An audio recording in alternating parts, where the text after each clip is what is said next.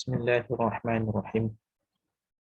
Alhamdulillahirabbil alamin wassalatu wassalamu ala Rasulillah wa ala alihi wa sahbihi ajma'in.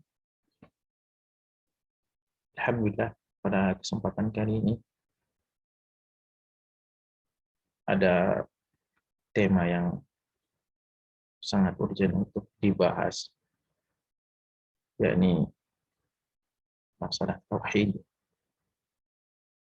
Berbicara masalah tauhid,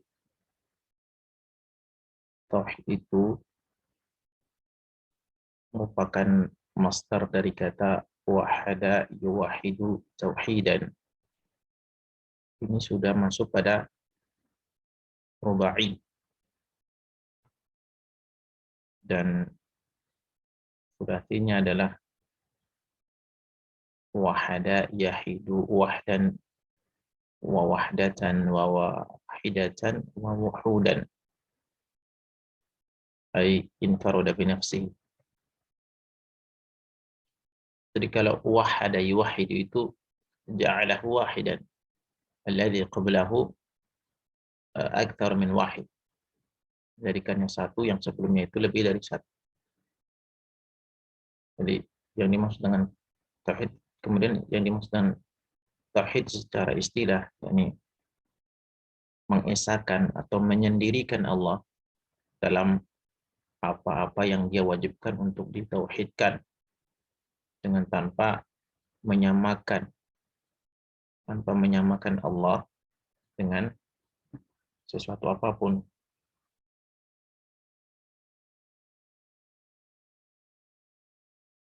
Lawan dari kesyirikan ini adalah, lawan dari tauhid ini adalah syirik. Lawan dari tauhid, mengesahkan, itu adalah kesyirikan, menyamakan, memperserikatkan Allah di dalamnya. Nah, sekarang pertanyaannya, apa saja yang harus ditauhidkan kepada Allah, harus diesahkan dari Allah Subhanahu wa taala? Apakah cukup dengan ibadah saja kepada Allah, lalu kemudian tauhid ibadah saja, lalu kemudian dalam keyakinan tidak? Nah, ini Allah menjelaskan tiga dimensi, tiga sisi yang wajib ditauhidkan. Dalam surah Maryam, surah 19 ayat 65, Allah berfirman, Rabbus samawati wal ardi wa ma bainahuma. Ini saya kasih tanda garis dan biarkan berwarna hitam. Kemudian fa'buduhu wastabir li'ibadati. Kemudian maka sembahlah dia dan bersabarlah dalam beribadah kepadanya. Kemudian hal ta'lamu lahu samia. Rabbus samawati wal ardi wa ma bainahuma. Ini merupakan dari segi sorof ini adalah isim fa'il yang sebelumnya ini masdar, kemudian dipinjam oleh isim fa'il. Isim fa'il meminjam isim masdar. Robba yarubbu robban, waribabatan warububiyatan. Dari segi sorof. Nah, sehingga penamaan tauhidur rububiyah itu diambil dari ini. Tauhidur rububiyah. Karena Allah, setelah Allah menjabarkan ini dalam ilmu balaghah, al-ma'ani, ilmu ma'ani, khabar itu memberikan faedah isbat, penetapan. Jadi penetapan bahwa Allah itu adalah sebagai Rabb. Berfirman dalam surah Al-A'raf ayat 54, Inna rabbakumullah alladzi khalaqas samawati wal arda fi sittati ayyam tsumma stawa 'alal 'arsy. Dengan Tuhan kalian, Tuhan pencipta kalian adalah Allah. Dan ini adalah khabar yang mubtada'nya disimpan, yakni huwa Allah. Huwa yakni Allah, huwa Allah, atau Allah utawi Allah itu Rabbus samawati. Jadi setelah Allah mengabarkan ini, bahwasanya dia adalah Rabb samawati wal ard, maka haram bagi seorang Muslim ataupun manusia seluruhnya untuk menganggap adanya Rabb selain Allah. Inilah namanya mengesahkan Allah dari sisi rububiyah. Pokoknya Allah pemilik segala sesuatu. Allah menyebutkan Allah khaliqu kulli syai'. Allah pencipta segala sesuatu dalam surah Az-Zumar ayat 62. Dan penetapan tauhid rububiyah ini diambil oleh Allah, persaksiannya anak Adam sejak masih dalam kandungan dalam surah Al-A'raf surah 72. Alastu bi rabbikum, bukankah aku adalah penciptamu? Saking pentingnya tauhid rububiyah diambil sejak sebelum keluar dari kandungan. Kemudian setelah lahir dalam surah Al-Fatihah, alhamdulillahi rabbil alamin. Surah Al-Fatihah kedua, alhamdulillahi rabbil alamin. Kemudian setelah mati dalam kubur, dalam hadis riwayat Imam Abu Daud nomor hadis 4753, Nabi bersabda, malaikat bertanya di dalam kubur pada ahli kubur itu, si mayit tadi, man rabbuka, siapa penciptamu, siapa Tuhanmu yang menciptakanmu. Malaikat tidak bertanya man ilahuka, man rabbuka. Jadi ini adalah tauhid rububiyah, dan penamaan tauhid rububiyah diambil dari lafaz Rabb. Yang ini sebagai mudhaf, yang mudhaf ilaih ini waw atof al-ardi atau pada semua, kemudian wa atof ma ini ma mausul, silahnya mahdhuf takdiruf kana. Dan ini karena jam bainah mudhaf yang muta'alliqah, yang berkaitan dengan ta'alluqnya kepada kana, pada khabar. Kemudian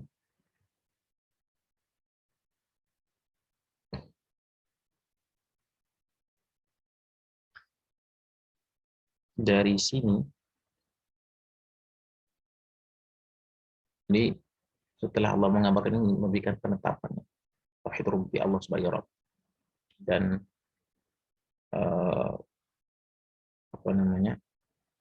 wajib untuk diimani bahwa Allah itu sebagai Rabb. Dan sampai seperti musyrikin Mekah, wa in sa'altahum man khalaqas samawati wal arda la yaqulunna Allah. Dalam surah Luqman ayat 25. Jika engkau bertanya kepada mereka, man khalaqas samawati wal arda la yaqulunna Allah. Tetapi jika dikatakan kepada mereka la ilaha illallah, maka enggan. Innahum kanu idza qila lahum la ilaha illallah yastakbirun. Dalam surah As-Saffat. Jadi ketika dikatakan kepada mereka la ilaha illallah, mereka menyombongkan diri.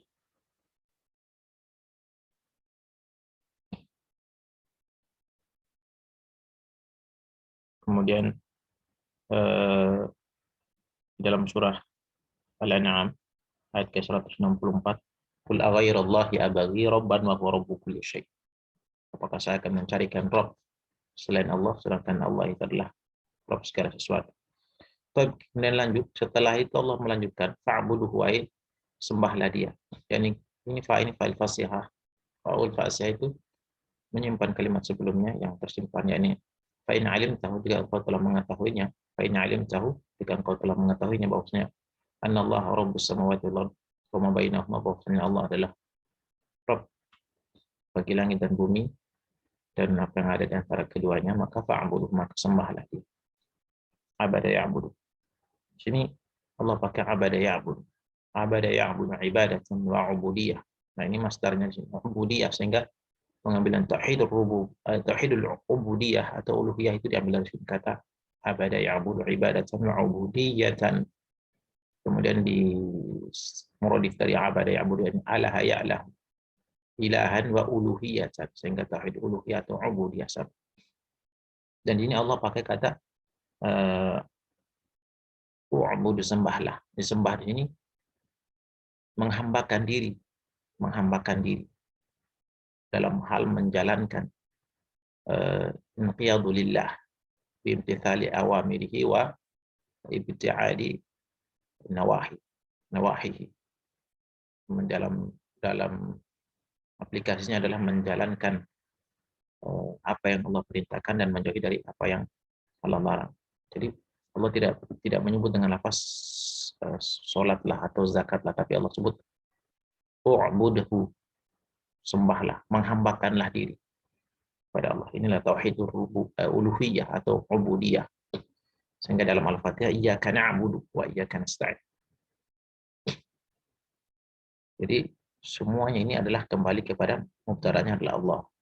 Jadi Allah itu Rabb, kemudian Allah itu adalah ilah, sembahan. Dan tidak ada sembahan selain Dia. Dalam surah Al-Anbiya eh,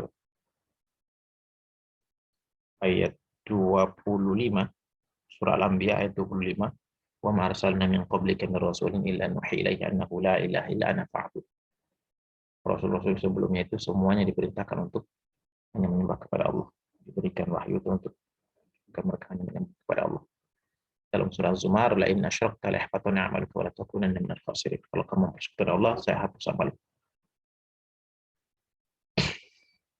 Nah, bagi mereka yang uh, apa namanya kafir, kaum Yahudi, Nasrani, semua orang manusia yang kafir kepada Allah, mereka rusak dalam tauhid ubudiyah ini juga. Ada juga sebagian rusak dalam rububiyah. Tapi ketika mereka meyakini Allah itu sebagai pencipta, oke. Kemudian mereka dalam hal ubudiyahnya enggan untuk mengikuti perintah Allah, yakni enggan untuk menghambakan diri dengan beriman kepada Rasulullah, maka mereka rusak dalam tauhid ubudiyah. Jadi perintah sholat, zakat, dan lain sebagainya, dan perintah menjauhi larangan semua masuk dalam ibadah, mentaati Allah. Taatnya hanya untuk Allah, sholat untuk Allah, puasa untuk Allah, menjauhi larangan, menjauhi zina, menjauhi khamar, menjauhi judi, semua bentuk larangan, semuanya karena Allah, bukan karena makhluk. Inilah yang dimaksud dengan sembahlah Allah itu di situ.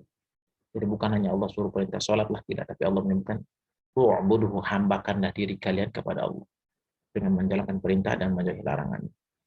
Jadi kalau ada orang kafir, mereka masuk rusak dalam hal uluhiyahnya, ubudiyahnya. Mereka tidak menghambakan diri kepada Allah, kemana Allah perintahkan mereka untuk beriman kepada Al-Quran dan Rasulullah SAW sebagai khataman nabiyyin. Kemudian Allah lanjutkan mastabir li'ibadah, dan bersabarlah dalam beribadah kepadanya. Jadi sabar dalam beribadah kepada Allah, dalam mentaatinya ataupun dalam menjauhi larangan, dalam beribadah kepadanya dan juga dalam menjauhi larangannya. Sehingga penamaan ubudiyah, tauhid ubudiyah ini diambil dari kata ini, abada ya'budu ibadatan wa ubudiyah, atau alahayalahu ilahatan wa ilahan wa uluhiyah. Sehingga ini nama tauhid uluhiyah atau tauhid ubudiyah. Sini. Sehingga apa namanya, bentuk perintah ini merupakan perintah yang terang, perintah yang jelas. Jika Allah perintahkan sembahlah Dia, berarti Allah melarang dari kesyirikan. Dalam surah An-Nisa ayat 36, wa'budullaha wa la tusyriku bihi syai'an. Sembahlah Allah dan jangan mempersekutukan Allah dengan segala sesuatu. Dalam surah Yunus ayat 106, wa la tad'u min dunillahi ma la yanfa'uka wa la yadhurruk. Fa in fa'alta fa innaka idzan minadh dhalimin. Jangan kamu menyeru menyembah pada selain Allah yang tidak bisa memberikan manfaat dan mudarat, dan jika kamu melakukannya maka sungguh kamu minal musyrikin. Kamu minal zalimin ay minal musyrikin. Karena Allah menyebutkan dalam surah Luqman, inna syirka la dzulmun 'adzim. Dalam Luqman ayat 13, sesungguhnya kesyirikan adalah kezaliman yang besar. Jadi ini wajib. Jadi mentauhidkan Allah dari sisi rububiyah dan kemudian dari sisi ubudiyah atau uluhiyah. Nah, kemudian di kalimat yang selanjutnya, Allah sebutkan hal ta'lamu lahu samiyya. Ini samiyya di sini nadhiran wa mathilan, yang serupa, yang sama. Dalam surah Maryam ayat ke-7, inna nubashshiruka bi ghulamin ismuhu Yahya lam naj'al lahu min qablu samiyya. Kami memberikan engkau Zakaria dengan seorang anak nama Yahya yang kami sebelumnya belum berikan nama yang serupa dengan. Jadi as-samiyya di sini nadhirah wa mathilan, yang sama. Hal di sini istifham lil inkari. Nah, kalau Allah mengingkari keserupaan. Dalam ilmu usul fiqih ada namanya dalilul khitab atau mafhumul mukhalafah. Jadi kalau Allah mengingkari keserupaan, berarti Allah menetapkan perbedaan bagi Allah. Sehingga pertanyaan ini, Allah bertanya, hal ta'lamu lahu samiyya? Ini Allah mengingkari, apakah kamu tahu ada yang serupa dengan dia? Allah mengingkari keserupaan. Berarti Allah menetapkan perbedaan bagi dirinya terhadap makhluk. Jadi Allah tidak pernah serupa dengan makhluk. Sehingga Allah menjawabnya dalam surah Asy-Syura ayat surah 42 ayat 11, laisa kamitslihi syai'un wa huwas samiul basir. Allah tidak pernah serupa, laisa kamitslihi syai'un, tidak ada satupun yang serupa dengan dia.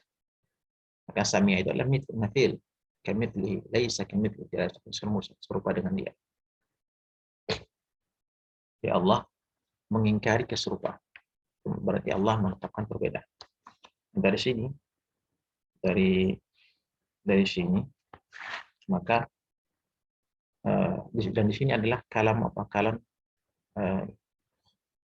insya'i, kalam insya'i. Kalau di sini kalam khobari, dan khobar memberikan penetapan, kemudian kalam insya'i, ada dua kalam insya'i, di sini kalam perintah, di sini kalam istifham, pertanyaan. Dan ayat ini perlu diperhatikan, ayat ini adalah ayat muhkamat, ayat yang hukumnya terang, jelas, tidak ada kesamaran. Ayat muhkamat Allah menyebutkan hunna umul kitab. Ayat muhkamat merupakan induk kitab, induk Al-Quran. Karena dari ayat ini nih, semua ayat Al-Quran itu mencakup di sini. Di sini sudah induknya Al-Quran, umul kitab. Nah, dari sini Allah menjawab tadi, laisa kamitslihi syai'un. Kemudian dalam surah Al-Ikhlas, qul huwallahu ahad. Allah itu ahad, tunggal, unik, satu. Kemudian Allah samad, Allah tempat bergantung semua makhluk, lam yalid wa lam yulad, tidak beranak, tidak diperanak. Kemudian walam yakul lahu kufuwan ahad. Nah, ini jawabannya. Walam yakul lahu kufuwan ahad, tidak pernah serupa. Walam yakul lahu kufuwan ahad, tidak satu pun yang sekufu dengan Allah. Nah, sehingga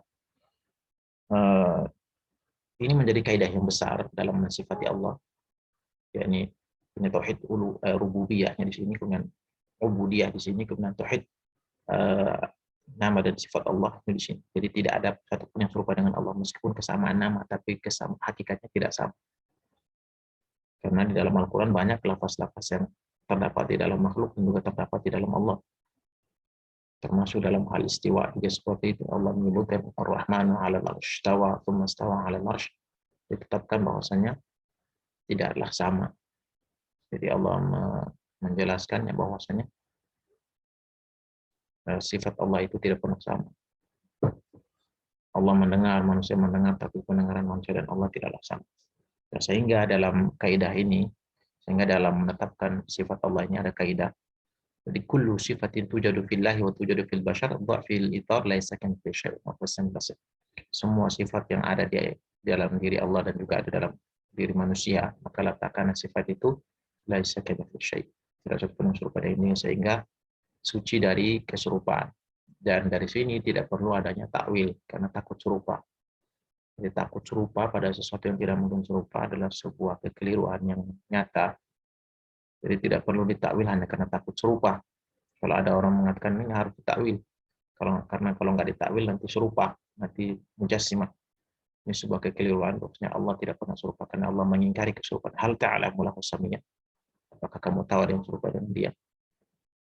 Jadi bukan dengan bukankah Allah berfirman laisa kamitslihi syai'un? Jadi harus takwil, bukan begitu caranya. Tetapkan dengan itu lalu kemudian sucikan, berarti Allah tidak pernah serupa. Nah, sehingga inilah poin penting, dan sifat Allah beristiwa di atas arsy itu sampai hari kiamat ya.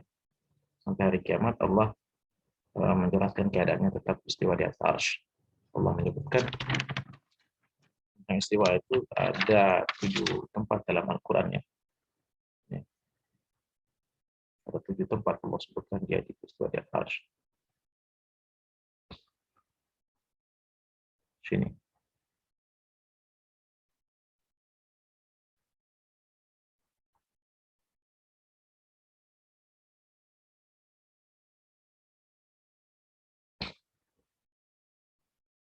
Dia beristiwa di atas arsy itu dalam 7 tempat. Nih, dalam surah Al-A'raf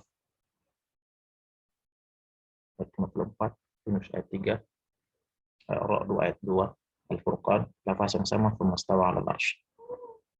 Nah, sejarah ayat 4, Al-Hadid ayat 4, An-Nafl ayat 5, Ar-Rahmanu 'alal 'arsy istawa. Dan keadaan ini sampai hari kiamat. Ya Allah sebutkan sini. Ketika langit pecah, wa ansyaqqatis samaa'u fa hiya yawmaidhin wahiyah. Langit pecah dan langit ketika itu menjadi rapuh, wal malaku 'ala arja'iha. Malaikat berada di penjuru langit, wa yahmil 'arsya rabbika fawqahum yawma thamaniyah. Di surah Al-Haqqah ayat 17. Menjunjung arsy Tuhanmu 8 orang malaikat.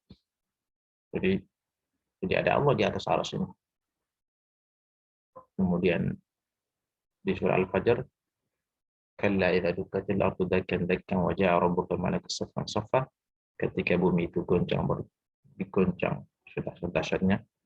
Kemudian wa jaa'a rabbuka wal malaku saffan saffa. Datang Tuhanmu dan malaikat bersaf-saf.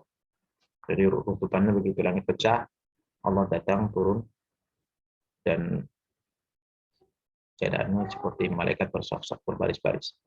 Untuk apa? Datang untuk memutuskan perkara. Kemudian di akhir dari itu adalah di dalam surah Zumar ayat 75, ayat terakhirnya, wa taral malaikata hafina min haulil arsy yusabbihuna bihamdi rabbihim wa yaqdi bainahum bil haqqi qila alhamdulillahi rabbil alamin. Kamu melihat malaikat hafina mengelilingi min haulil arsy, di sekitar arsy. Yusabbihuna bihamdi rabbihim, mereka bertasbih kepada mereka, wa qudiya bainahum. Ya, diputuskan di antara mereka, di antara manusia bil haqq. Jadi kalau mau ini majhulnya, kalau di ma'lum wa qada rabbuka bainahum bil haqq. Allah memutuskan di antara mereka dengan benar. Wa qila alhamdulillahil alamin. Diucapkan kepada Allah alhamdulillahil alamin. Jadi Allah berada di arsy. Jadi min haulil arsy, di sekitar arsy mereka bertasbih, Allah berada di arsy. Dan nanti Rasul sallallahu alaihi wasallam juga hadir di sana untuk memberikan syafaat. Ini mengapa Allah Subhanahu wa taala bisa terlihat pada hari kiamat? Nah, ini karena yauma tubaddalul ardu ghairil ardi was samawat. Pada hari diganti bumi dengan bumi yang lain, dan juga di langit juga diganti. Fabarazu lillahil wahidil qahhar. Manusia keluar untuk Allah, menuju Allah Subhanahu wa taala al-wahid yang tunggal, al-qahhar yang maha perkasa. Ibrahim ayat 48. Kemudian wa asyraqatil ardu bi nur rabbiha, ini bumi jadi terang benderang dengan cahaya Allah Subhanahu wa taala, dan diletakkan kitab, wajib nabi, diletakkan para nabi dan para saksi, waktu dia bainahum, dan diputuskan di antara mereka bila diputuskan, ya Allah memutuskan. Dan ada nanti kedatangan Rasul sallallahu alaihi wasallam, Tsumma hadits Nabi sallallahu alaihi wasallam yasjudu li rabbih tahtal arsy. Allah bersujud kepada Rasul sallallahu alaihi wasallam, bersujud kepada Allah di bawah arsy-Nya. Wa yulhimuhu Allahu mahamida la ya'rifuha ghairuh. Jadi wa yulhimuhu Allahu mahamida la ya'rifuha ghairuhu. Allah mengilhamkan kepada Rasulullah sallallahu alaihi wasallam mahamid, segala pujian yang baik yang tidak diketahui selain Rasulullah sallallahu alaihi wasallam. Kemudian beliau meminta, kata Allah, ya Muhammad irfa' ra'sak, angkat kepalamu, sal tu'ta, mintalah kau akan diberikan, washfa', dan berikanlah syafaat, mintalah syafaat, tusyafa', kau akan diberikan syafaat. Mintalah tu'ta, kau akan diberikan permintaan, dalam hadis Imam Bukhari. Sehingga dari sini semua manusia wajib mentauhidkan Allah dari sisi rububiyahnya, uluhiyahnya, dan juga nama dan sifat Allah Subhanahu wa taala. Ini dalilnya di dalam surah Maryam ayat 65, ya. Dan dari sini mengapa Allah perlu sampaikan hal ini? Karena nanti ada seperti Fir'aun yang mengaku diri sebagai Tuhan, atau seperti Namrud, atau juga ada seperti ateis yang mengatakan tidak ada pencipta, atau juga seperti kaum musyrikin yang mengatakan Allah pencipta tapi uluhiyahnya mereka enggan untuk mengucapkan la ilaha illallah, atau juga seperti kaum kafirin yang lain, atau seperti kaum Yahudi ataupun Nasrani yang ibadahnya rusak, tidak mengikuti tuntunan Allah Subhanahu wa taala, mengatakan Isa Tuhan. Yahudi mengatakan Uzair ibnullah, Uzair anak Allah, dan lain sebagainya. Atau sebagian kaum muslimin yang mengatakan Allah berada di mana-mana, atau apa namanya, wahdatul wujud, Allah bersama manusia, berada di dalam diri manusia. Ini semua adalah rusak. Karena Allah Subhanahu wa taala telah menjelaskan bahwa dia beristiwa di atas arsy, dan keadaan itu nanti sampai hari kiamat sampai demikian, tetap demikian ya. Adapun firman Allah dalam surah Qaf ayat 16, wa nahnu aqrabu ilaihi min hablil warid. Nahnu di situ adalah al-ishtirak ya, malaikat. Karena Allah sebutkan setelahnya adalah idh yatalaqal mutalaqiyan 'anil yamin wa 'anil shimal qa'id. Malaikat mencatat dalam keadaan duduk. Ketetapan manusia dalam surah Al-Waqi'ah ayat 85 juga Allah menyebutkan wa nahnu aqrabu ilaihi minkum walakin la tubsirun. Kami lebih dekat kepadanya, orang yang mau mati sakaratul maut tapi kamu tidak melihatnya, yakni malaikat pencabut nyawa. Jadi manusia akan dikembalikan sebagaimana dalam surah As-Sajdah surah 32 ayat 11, qul yatawaffakum malakul maut alladzi wukila bikum tsumma ila rabbikum turja'un. Malaikat maut akan mewafatkan kalian dan kembalikan kalian kepada Allah Subhanahu wa taala. Jadi Allah tidak bersama manusia, melainkan ilmunya yang meliputi segala sesuatu. Allah muhit bi kulli syai'. Allah meliputi segala sesuatu. Qad ahata bi kulli syai'in ilma. Allah meliputi segala sesuatu dengan ilmunya. Jadi ilmu Allah meliputi segala sesuatu. Adapun Allah Subhanahu wa taala dengan zatnya, dengan dirinya sendiri berada di atas arsy. Rasul sallallahu alaihi wasallam di Isra Mi'rajkan kepada di Isra Mi'raj ke atas langit yang ketujuh menjumpai Allah Subhanahu wa taala di arsy. Kalau sekiranya Allah berada di bumi, tentu Rasulullah sallallahu alaihi wasallam tidak perlu di Isra Mi'rajkan ke langit. Jadi ini adalah inti dari tauhid ya. Dan semuanya itu semua sudah lengkap insyaallah. Demikian. Assalamualaikum warahmatullahi wabarakatuh.